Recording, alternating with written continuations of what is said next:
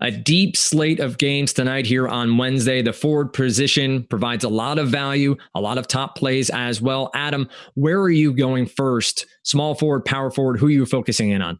Yeah, I want as many guys as I can from this Rockets-Pelicans game that's coming up tonight. And I don't have to spend all the way up to James Harden or Anthony Davis to do it. You could do it with a lot of different guys, Eric Gordon, Drew Holiday. But the guy that I like the most is Trevor Ariza. You tell him, give me a guy who's going to play between 35 and 40 minutes, a guy that's capable of getting threes, blocks, steals, rebounds, assists, and you give him a matchup at home against this Pelicans defense. It's just a spot where I want to be on Trevor Ariza and kind of let the chips fall where they may.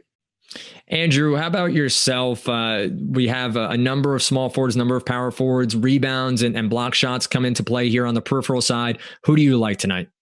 I really like Aaron Gordon. Unfortunately, he got Scott Skiles last night, only played 20 minutes, but we haven't seen that. He's been averaging over 30 minutes per game in the last 10 games, including last night. I think tonight's a great bounce back spot. They get the Bulls that are really just reeling. They're missing Jimmy Butler, and it looks like they're going to miss Taj Gibson, which directly impacts Aaron Gordon. So I think it's a spot for him to really put out a big game with people probably shying away after getting burned last night. Any concern here, Andrew, about the rising price tag? We've seen since the trades were made and he's gotten more minutes, his price tag has steadily risen. Do you think it's in line with how much he is actually worth? Oh, absolutely. I think we were just getting him at a major discount prior to this, and I still think he's probably at a discount. This guy is legit. He's going to continue to put up monster numbers, and he's shown that he has a really high floor as well. So you're getting somewhere around 30 as a floor, and I think he's got a 50-point game in him sooner or later. Might just be tonight. Now, Rob, on to you. What power forward are you focusing in on as your top play of the night? This is easily the best value play on the board tonight, in my opinion. Ever since Jason Kidd sent Greg Monroe to the bench, Jabari Safari has been straight balling.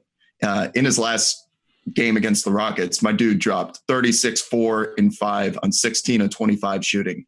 And ever since he went to the bench, Monroe is averaging 38 DraftKings points per game. More importantly, 40 minutes played, 40. So since that February 11th date, his pricing has only gone up $1,400 total dollars. So the value is still there. And we all know that minutes are one of, if not the most important stats in picking NBA DFS players. And Jabari is not only getting them, he can handle them. So that knee is no longer an issue. And the guy who the Bucks thought they drafted overall 2 years ago, he's here. Now, Adam, to Rob's point, minutes are so important. And it seems like the Bucks are finally giving the ball to the Greek Freak. Is it a bad idea to ignore him as he's on such a tough run right now with such high scoring outputs? Yeah, so I think there's a big difference between facing the Rockets and facing the Pacers. That's kind of the first thing for me that comes to mind with these Rockets guys. I mean, Giannis has gotten very, very expensive. I do love that he's playing a lot more point guard, and especially if Michael Carter-Williams misses tonight's game, we'll see even more Giannis at point guard. So I'm okay with Jabari. I like him. Giannis is somebody that I think I might rather spend elsewhere tonight. Great stuff as always, guys. Head on over to the DK Playbook for more on tonight's contests.